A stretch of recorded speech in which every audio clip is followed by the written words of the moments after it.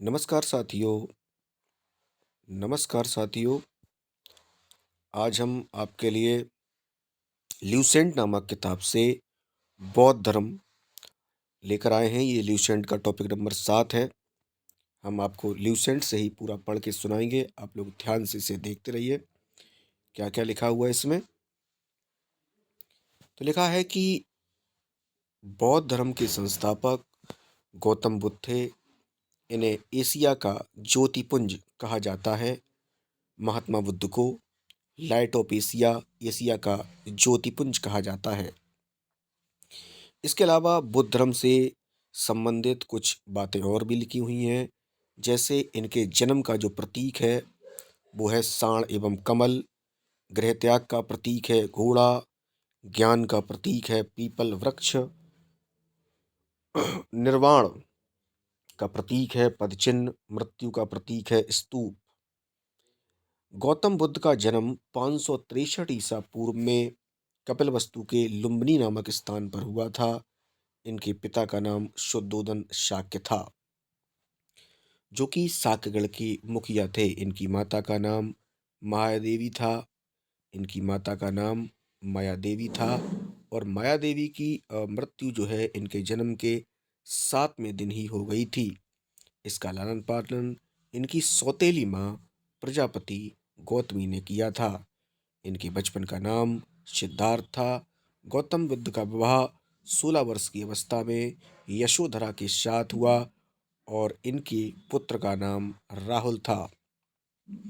सिद्धार्थ जब कपिलवस्तु की सैर पर निकले तो उन्होंने 4 दृश्यों को देखा, जिसमें पहला दृश्य था बूढ़ा व्यक्ति, दूसरा दृश्य था एक बीमार व्यक्ति, तीसरा था शव और चौथा था सन्यासी।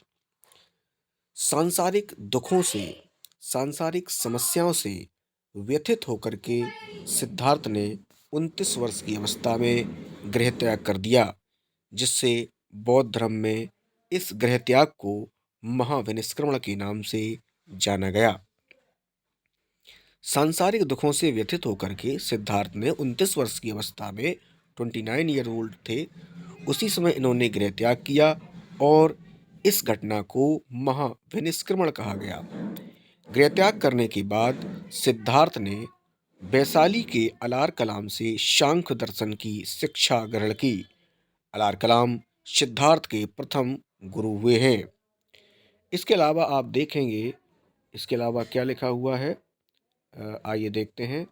इसके अलावा लिखा है कि बुद्ध जो है अलार कलाम से शिक्षा लेने के बाद इन्होंने दूसरे गुरु रुद्रक रामपुत्र से शिक्षा ग्रहण की थी। सबसे पहले गुरु इनके कौन हुए? अलार कलाम। दूसरे गुरु हैं इनके रुद्रक रामपुत्र। उर्मिला में सिद्धार्थ ने कौंडिया, बप्पा, भादिया, महानामा एवं अस्सागी नामक 5 साधकों से मुलाकात की। यानी इनको 5 साधक मिले, कौंडिया, बप्पा, बादिया, महानामा और अस्सागी। ये 5 साधक इन्हें कहाँ पर मिले? उर्मिला में मिले। बिना अन्न जल ग्रहण किए 6 वर्ष की कठिन तपस्या के बाद 35 वर्ष की आयु में वैशाख पूर्णिमा की रात रंजना नदी, फाल्गु नदी के किनारे पीपल वृक्ष के नीचे सिद्धार्थ को ज्ञान की प्राप्ति हुई। कहाँ पर ज्ञान की प्राप्ति हुई? गया में हुई, पीपल वृक्ष के नीचे हुई, निरंजना या फाल्गु नदी के किनारे हुई, 35 वर्ष की अवस्था में हुई और 6 वर्ष की कठिन तपस्या करने के बाद हुई। आगे लिखा हुआ है, ज्ञान प्राप्ति के बाद सिद्धार्थ बुद्ध के नाम से जाने जाने लगे। वह स्थान बोध गया कहलाया। बुद्ध ने अपना प्रथम उपदेश सारनाथ ऋषिपत्तनम में दिया, जिसे बौद्धों ने धर्म चक्र परिवर्तन कहकर पुकारा। बुद्ध ने अपने उपदेश जन साधारण की भाषा पाली में दिए। बुद्ध ने अपने उपदेश कौशल, वैशाली, कौशाम्बी व अन्य राज्यों में दिए, लेकिन सबसे ज़्यादा उपदेश, सर्वाधिक उपदेश कौशल देश की राजधानी श्रावस्ती में दिए। इनके प्रमुख जो अनुयायी थे, इनको मानने वाले जो थे राजा उनमें थे बिंबिसार, प्रसेनजित, उदयन। हालांकि बुद्ध की मृत्यु 80 वर्ष की अवस्था में 483 ईसा पूर्व में कुशीनारा देवरिया उत्तर प्रदेश में चुंद के द्वारा भोजन दिए जाने के बाद, यानी कि चुंद ने जो भोजन दिया वो इन्होंने ग्रहण कर लिया और इसके बाद इनकी मृत्यु हो गई 80 वर्ष की अवस्था में 483 ईसा पूर्व में, जिसे बौद्ध धर्म में महापरिनिर्वाण कहा गया, जिसे इनकी मृत्यु को महापरिनिर्वाण कहा गया। मल्लों ने अत्यंत प्रसन्नतापूर्वक अंत्येष्टि संस्कार किया, यानी इनका जो अंतिम संस्कार है मल्लों ने किया था बड़े सम्मान पूर्वक। एक अनुश्रुति के अनुसार मृत्यु के पश्चात बुद्ध के शरीर के अवशेषों को 8 भागों में बांटकर उन पर 8 स्तूपों का निर्माण कराया गया। बुद्ध के जन्म एवं मृत्यु की तिथि को चीनी परंपरा के कैंटोन अभिलेख के आधार पर निश्चित किया गया है। बौद्ध धर्म के बारे में हमें विशद ज्ञान त्रिपिटक, ये त्रिपिटक क्या क्या हैं? इनमें 3 ग्रंथ आते हैं, विनय पिटक, सुत्त पिटक और अभिधम्म पिटक। तो बौद्ध धर्म के बारे में हमें विशद ज्ञान त्रिपिटक से मिलता है और ये त्रिपिटक हैं विनय पिटक, सुत्त पिटक और अभिधम्म पिटक। तीनों पिटकों की भाषा पाली है। बौद्ध धर्म मूलतः अनीश्वरवादी है, यानी ईश्वर में विश्वास नहीं करता है और आत्मा की परिकल्पना भी इसमें नहीं है। बौद्ध धर्म में पुनर्जन्म की मान्यता है। तृष्णा को क्षीण हो जाना, जो तृष्णा है, इच्छाएं हैं हमारी, और इसी तृष्णा का क्षीण हो जाने की अवस्था को बुद्ध ने निर्वाण कहा है। तृष्णा को क्षीण हो जाने की अवस्था को बुद्ध ने निर्वाण कहा है। विश्व दुखों से भरा है, यह सिद्धांत बुद्ध ने उपनिषद से लिया है। विश्व दुखों से भरा है, यह सिद्धांत बुद्ध ने उपनिषद से लिया है, ये भी इसमें लिखा है। और इसके अलावा बुद्ध के अनुयायी 2 भागों में विभाजित थे। पहला भिक्षुक, बुद्ध धर्म के प्रसार के लिए जिन्होंने संन्यास ग्रहण कर लिया है उन्हें भिक्षुक कहा जाता था, और उपासक वे थे जो अपने घर में रहकर ही बुद्ध की बातों का पालन करते थे। गृहस्थ जीवन व्यतीत करते हुए बुद्ध धर्म अपनाने वाले को उपासक कहा जाता था। बुद्ध संघ में सम्मिलित होने के लिए न्यूनतम आयु 15 वर्ष की थी। बुद्ध संघ में प्रविष्टि होने को उपसंपदा कहा जाता था। बुद्ध धर्म के त्रिरत्न हैं। पहला है बुद्ध, दूसरा है धम्म, तीसरा है संघ। बुद्ध धर्म के 3 रत्न हैं, इन्हें हम त्रिरत्न कहते हैं। पहला है बुद्ध, दूसरा धम्म, तीसरा है संघ। इसके बाद जो बुद्ध सभाएं हुई हैं उनके बारे में हम बताएं आपको, जो लिखा हुआ है। तो पहली जो बौद्ध संगीति है वो हुई है 483 ईसा पूर्व में, और राजगृह इसका स्थान है। अध्यक्ष इसके हैं महाकश्यप और अजातशत्रु के काल में हुई है। द्वितीय बौद्ध संगीति 383 ईसा पूर्व में हुई है, वैशाली में हुई है। अध्यक्ष इसके सवाकामी हैं और अजातशत्रु के बाद कालाशोक ने द्वितीय बौद्ध संगीति कराई थी। तृतीय बौद्ध संगीति हुई है 255 ईसा पूर्व में, पाटलिपुत्र इसका स्थान है। मोगलीपुत्र इसके अध्यक्ष थे और अशोक के शासनकाल में हुई थी। चौथी बौद्ध संगीति ईस्वी की 1ली शताब्दी, कुंडलवन इसका स्थान है और अध्यक्ष है वासुमित्र अश्वघोष, और इसका जो शासक है वो है कनिष्क। आइए हम तुम्हें इसकी जो है ट्रिक भी बता देते हैं कि इसको याद कैसे रखना है। तो अगर इनके समय का कालानुक्रम देखें तो इनके समय का जो कालानुक्रम है 483, उसके बाद 383, इसके बाद 255 ईसा पूर्व है, और चौथी का है ईस्वी की 1ली शताब्दी। अगर हम इसके स्थान की तुम्हें ट्रिक बताएं तो इसकी ट्रिक है राजा ने वैशाली पटाली कुंडल वन में। राजा ने वैशाली पटाली कुंडल वन में। राजा ने वैशाली पटाली कुंडल वन में। राजा से राजगृह, वैशाली से वैशाली, पटाली से पाटलिपुत्र, और यह है कुंडल वन। उसके बाद अध्यक्ष की अगर हम बात करें तो वहाँ सब मोग बसु, यानी कि वहाँ सब मोह के बस में हो गए हैं। वहाँ सब मोग बसु, यानी कि वहाँ सब मोह के बस में हैं।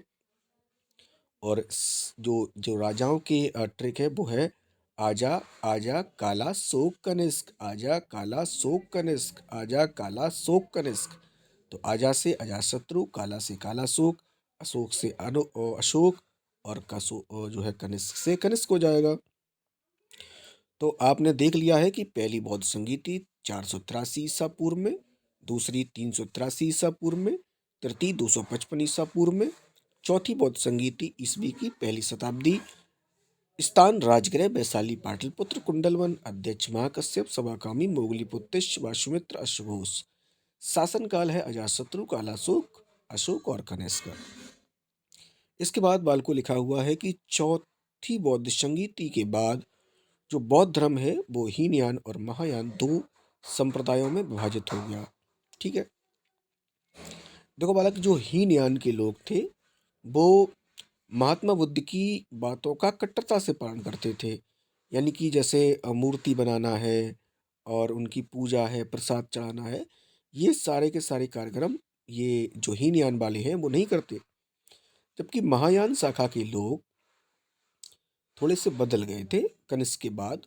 कनिष्क की जो बौद्ध संगीति हुई थी उसके बाद महायान शाखा को बहुत ज़्यादा प्रचारित किया गया। तो कह सकते हैं कि जो हीनयान के हैं उनके नियमों का कट्टरता से पालन करते हैं, और महायान शाखा के लोग जो हैं उनमें थोड़ी मतभिन्नता आ गई थी कनिष्क की जो है बौद्ध संगीति के बाद। तो चतुर्थ बौद्ध संगीति के बाद बौद्ध धर्म दो भागों में बट गया था। पहला हीनयान था और दूसरा महायान था। बौद्ध धर्म के महायान संप्रदाय का आदर्श बोधिसत्व है। बोधिसत्व का मतलब होता है कि दूसरे के कल्याण के लिए कार्य करना। तो बोधिसत्व दूसरे के कल्याण को प्राथमिकता देते हुए अपने निर्माण में विलंब कर देना। बोधिसत्व का मतलब है दूसरे का कल्याण करने के लिए अपने कल्याण में थोड़ा सा विलंब कर देना, मैंने थोड़ी देरी कर देना, मैंने पहले लोगों का कल्याण हम करवा दे फिर अपना कल्याण करेंगे। तो बौद्ध धर्म के महायान संप्रदाय का आदर्श बोधिसत्व है। बोधिसत्व दूसरे के कल्याण की प्राथमिकता देता है, दूसरे के कल्याण को क्या देता है, प्राथमिकता देता है, और अपने निर्माण में विलंब करते हैं। हीनयान का आदर्श जो है अहरत पद को प्राप्त करना है। जो व्यक्ति अपनी साधना से निर्माण की प्राप्ति करते हैं उन्हें अरिहंत कहा जाता है। इसके बाद बालको हम आगे देखेंगे इनके बारे में और सारी बातें। लिखा है कि धार्मिक जुलूस प्रारंभ करने की जो शुरुआत है वो बौद्ध धर्म के लोगों ने ही की थी। लिखा है धार्मिक जुलूस का प्रारंभ सबसे पहले बौद्ध धर्म के लोगों के द्वारा प्रारंभ किया गया था। बौद्धों का सबसे पवित्र जो त्यौहार है वो है बैसाख पूर्णिमा, जिसे बुद्ध पूर्णिमा के नाम से जाना जाता है। इसका महत्व इसलिए है कि बुद्ध पूर्णिमा के दिन ही बुद्ध का जन्म हुआ, बुद्ध को ज्ञान की प्राप्ति हुई और बुद्ध का परिनिर्वाण यानी कि मृत्यु इसी दिन हुई थी। इसलिए बुद्ध पूर्णिमा को बहुत ज़्यादा पवित्र माना जाता है, या कह सकते हैं कि बहुत ज़्यादा महत्व दिया जाता है। इसके बाद बुद्ध ने क्या ऐसा बताया जिससे लोग इनकी ओर प्रभावित हुए, या कह सकते हैं कि बुद्ध का ज्ञान क्या है। बुद्ध ने सांसारिक दुखों के संबंध में 4 आर्य सत्यों को बताया था, और बुद्ध ने अपने सांसारिक दुखों के संबंध में 4 आर्य सत्यों का उपदेश दिया था। ये 4 आर्य सत्य क्या है? पहला है दुख, दूसरा दुख समुदाय, तीसरा दुख निरोध, और चौथा है दुख निरोधगामिनी प्रतिपदा। पहले का मतलब है कि इस संसार में दुख है, सभी लोग दुखी हैं, जो लोग पैदा होते हैं वो भी, जो मर रहे हैं वो भी, यानी कि प्रत्येक इंसान दुखी है। दूसरा दुख समुदाय, ये दुख का पूरा समुदाय है। और दुख निरोध, यानी कि इससे हमें छुटकारा मिल सकता है, दुख निरोधगामिनी प्रतिपदा। और इसके बारे में बताया कि कैसे इन दुखों से हमें मुक्ति मिल सकती है, और दुखों से मुक्ति हमें कैसे मिल सकती है इसके बारे में भी इन्होंने अष्टांगिक मार्ग दिए हैं। इन सांसारिक दुखों से मुक्ति हेतु बुद्ध ने अष्टांगिक मार्ग की बात कही, और यही अष्टांगिक मार्ग हमें दुख से दूर कर सकते हैं। ये दुख को दूर करने के साधन हैं, जिनमें पहला है सम्यक दृष्टि, दूसरा सम्यक संकल्प, तीसरा सम्यक वाणी, चौथा सम्यक कर्मांत, पांचवा सम्यक आजीव, छठवां सम्यक व्यायाम, सम्यक स्मृति और सम्यक समाधि।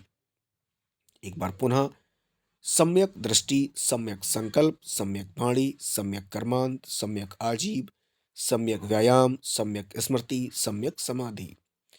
इसके अलावा बाल को लिखा हुआ है कि बुद्ध ने अष्टांगिक मार्गों का पालन करने के उपरांत बताया कि जो इंसान इन अष्टांगिक मार्गों का पालन करेगा उसे दुखों से मुक्ति मिल जाएगी, उसकी तृष्णा जो है नष्ट हो जाएगी। बुद्ध के अनुसार अष्टांगिक मार्गों का पालन करने के उपरांत मनुष्य की भव तृष्णा नष्ट हो जाती है और उसे निर्वाण की प्राप्ति हो जाती है। निर्वाण बौद्ध धर्म का परम लक्ष्य होता है। निर्वाण बौद्ध धर्म का परम लक्ष्य है, जिसका अर्थ है दीपक का बुझ जाना, अर्थात जीवन मरण के चक्र से मुक्त हो जाना। बुद्ध ने निर्वाण प्राप्ति को सरल बनाने के लिए निम्न 10 सीलों पर बल दिया है। और ये 10 सील क्या हैं? अहिंसा, सत्य, अस्तेय, अस्तेय माने चोरी ना करना, अपरिग्रह माने किसी भी प्रकार का धन या संपत्ति का अर्जन नहीं करना, मद का सेवन नहीं करना यानी कि नशाखोरी से दूर रहना है, नशा नहीं करना है, असमय भोजन नहीं करना, सुखप्रद बिस्तर पर नहीं सोना, धन का संचय नहीं करना, स्त्रियों से दूर रहना, नृत्य गायन आदि से दूर रहना। इनमें से जो 10 सील बताए हैं, इनमें से 5 उन लोगों के लिए हैं, जो पहले वाले 5 हैं वो उनके लिए हैं जो अपना गृहस्थ जीवन व्यतीत करते हैं, अपने घरों में रहते हैं। अहिंसा है, सत्य है, अस्तेय अपरिग्रह है और मद का सेवन नहीं करना। ये जो 5 सेपरेट कर दो, अलग कर दो इनको, क्योंकि ये 5 जो है ना, ये गृहस्थों के लिए हैं और 10 के 10 पालन करने हैं किनको? भिक्षुओं को। आगे लिखा है गृहस्थों के लिए केवल 5 सील बताए हैं और भिक्षुओं के लिए 10 सीलों का पालन करना अनिवार्य होगा। बुद्ध ने मध्यम मार्ग का उपदेश दिया है। मध्यमा प्रतिपदा। अनीश्वरवाद के संबंध में बौद्ध धर्म एवं जैन धर्म में समानता है। जातक कथाएं प्रदर्शित करती हैं कि बोधिसत्व का अवतार मनुष्य के रूप में भी हो सकता है और पशुओं के रूप में भी हो सकता है। बोधिसत्व के रूप में पुनर्जन्मों की दीर्घ श्रृंखला के अंतर्गत बुद्ध ने शाक्य मुनि के रूप में अपना अंतिम जन्म प्राप्त किया है, किंतु इसके बाद मैत्रेय तथा अन्य अनाम बुद्ध भी अभी अवतरित होने शेष हैं। माफ करिए। सर्प जो है सर्वाधिक बुद्ध मूर्तियों का निर्माण गांधार कला शैली के अंतर्गत किया गया, लेकिन बुद्ध की प्रथम मूर्ति संभवतः मथुरा कला के अंतर्गत बनी थी। तिब्बत, भूटान एवं पड़ोसी देशों में बौद्ध धर्म का प्रचार पद्म संभव गुरु रिनपांच ने किया। इसका संबंध बौद्ध धर्म के वज्रयान शाखा से था। इनकी 123 फीट ऊंची मूर्ति हिमालय प्रदेश रेवालसर झील में है। भारत में उपासना की जाने वाली प्रथम मूर्ति संभवतः बुद्ध की ही थी। इसके अलावा लिखा हुआ है भारत के महत्वपूर्ण बुद्ध मठ, जिसमें टाबू मठ हिमाचल प्रदेश, इसके अलावा नामालयार मठ, हेमिस मठ, इनके बारे में भी लिखा गया है। तो आज हमने जो बात की है वो बौद्ध धर्म के बारे में चर्चा की, और इसी प्रकार के हर टॉपिक वाइज वीडियो आपको ल्यूसेंट के भी मिलेंगे, और इसके अलावा मेरे जो सेपरेट लेक्चर हैं उनकी भी वीडियो हम अब अपने यूट्यूब चैनल पर प्रोवाइड कराएंगे। तो आप हमारे चैनल को सब्सक्राइब कर लें और शेयर करें। बाकी आपको सारे के सारे वीडियो अब आपको यहाँ